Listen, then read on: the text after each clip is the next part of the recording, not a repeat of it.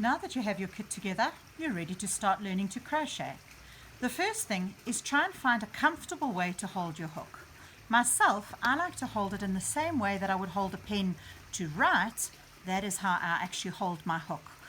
You'll need to experiment a little bit, try different ways. The important thing is however it makes it most comfortable for you is the way that you need to hold your hook. To start, you'll remember I showed you in the last video how to make a slip knot. You hold your yarn in two hands. I normally put the shorter piece in my left hand and the longer piece in the right. And I fold it over so that the longer end is over the shorter end. Put the hook through the loop and catch the long piece. In that way, you are able to create a slip knot where the yarn will actually be able to move as you need to make it longer or shorter, depending on whether you pull the short piece or the long piece. Pull your slip knot so that it's comfortable and just loosely tied around the crochet hook. The first stitch that you need to be able to do is a chain. To make a chain, it's very, very simple. You literally just put your yarn around the hook and then you want to pull it through the loop like that. That is what you are doing. I remember as a kid being taught how to do it where I was actually holding my hook like this because I was very uncomfortable and still figuring it all out. And I would wrap the yarn and then literally take the loop over the yarn like that. It's not always going to be as pretty, but it gives you the idea of what you are trying to do. When you start out, you might find it quite difficult because your tension's not going to be right. You might be working too tight or too loose. Remember to try and be able to adjust your tension by the way that you are holding your yarn in your left hand and holding the hook in your right.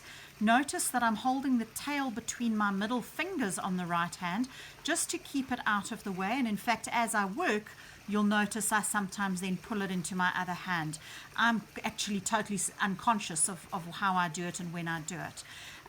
But this is what you're going to do. So you need to wrap the yarn around your hook, and then I normally grab my chain like that and pull it through.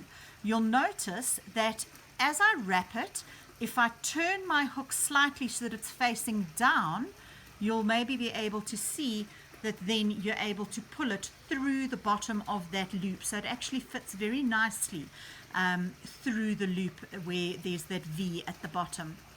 So that's how you're going to try and do it.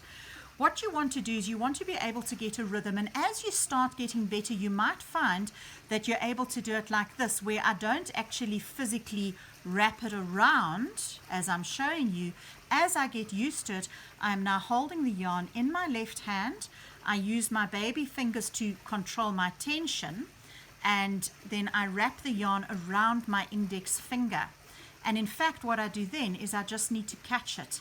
I don't actually need to move a lot, and I'm then able to actually catch it and work quite quickly.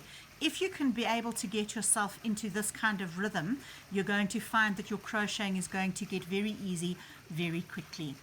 Please, though, realize it's going to take a while for you to be able to develop this tension. For this first lesson, it might drive you nuts, but I want you to try and make a chain of maybe even up to 10 meters just to get your tension right and to get you comfortable with the way that you are holding your hook. Once you feel ready to work on from there, then we'll go on to the next lesson where I'll show you how to make a treble.